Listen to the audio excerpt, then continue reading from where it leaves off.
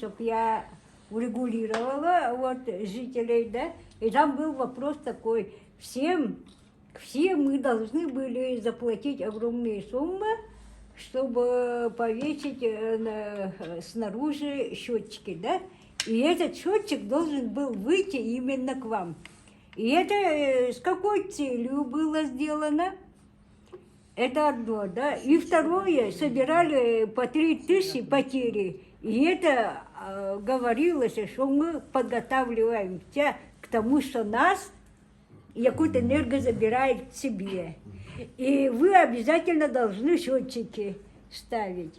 Да, очень многие жители ставили, у кого уже кто зимует и так далее, да. И после этого молчат.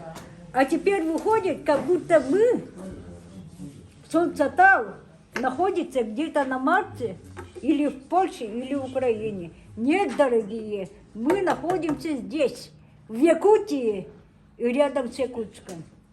Что это было с вашей стороны, с нашим Шадриным? Ну, смотрите, я попробую очень коротко ответить на ваш вопрос. То, что касается требований 2019 года, то они были абсолютно справедливы. И я говорил о том, что начиная с 2017 года мы, Якутэнерго, совместно с СОНТ «Сатал» неоднократно выезжали и делали техническое обследование технического состояния объектов энергетики СНТ «Сатал» для последующего их приема на баланс ПАО «Якутэнерго». И одно из требований, и это не наше требование, а требование законодательства, в том числе и установка приборов учета у каждого из потребителей, потому что в последующем, если бы мы приняли эти сети на обслуживание, то мы бы заключили договора с каждым домовладельцем. Да? Это требование закона, и ничего здесь предусмотрительного нет. Другой вопрос, то, что вся эта работа выполнена не в полном объеме, раз, почему сети до сих пор не приняты. И б, значит, помимо вот требований по установке приборов учета, есть еще много других требований, как бы, да, которые непосредственно там прохождение определенного там порядка по 4,5 километров сетей СОНТ «Сатал» в близости вот в охранной зоне линии 110 киловольт, как бы, да, эту сеть надо переносить. Значит, габариты у нас по ряду случаев не были выдержаны. Вместо 6 требуемых по нормативам, там всего 4 метра по высоте. Так? И ряд других как бы требований, которые мы выставляли, они на сегодня не выполнены. Вот, да? Но самое главное, как бы, да, то, что никто на контакт не идет, а просто все считают, что кто-то должен прийти и принять. Мы не говорим о том, что Сатал не в Якутии находится, мы наоборот говорим, что мы готовы принять. Но вы, как собственники этих сетей, приведите их в соответствие и передайте нам, потому что у нас тарифных источников на их восстановление нету. И они не появятся, пока эти сети не будут переданы. Это как бы один вопрос. И второй вопрос.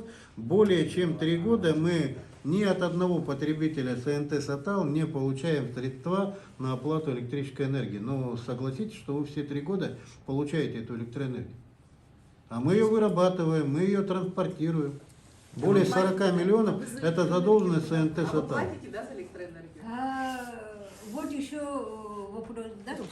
Один сказать. Все, давайте. Ну пусть спросит человек, ну что вы, другим же много времени давали. Спросите. Спросите. Там у нас, когда собрание было, Виталий Степанович сказал, 14 миллионов долг по электроэнергии. Вот смотрите. Это не только Солнцатала, а рядом еще Вот я вам лежащие. объясню. Они тоже должны СНТ «Сатал» должен Якутэнерго 40 миллионов 168 тысяч на начало года. Так? Из них СОНТ «Саталу» население должно всего 14,5. Возникает вопрос, а где 25 миллионов? Вот и спросите у Виталия Степановича, куда делись 25 миллионов, которые собраны с населением, до Якутэнерго не дошли. Спасибо. Это уже вообще Ага. правоохранительные Так, органы. вот Алексей Александрович.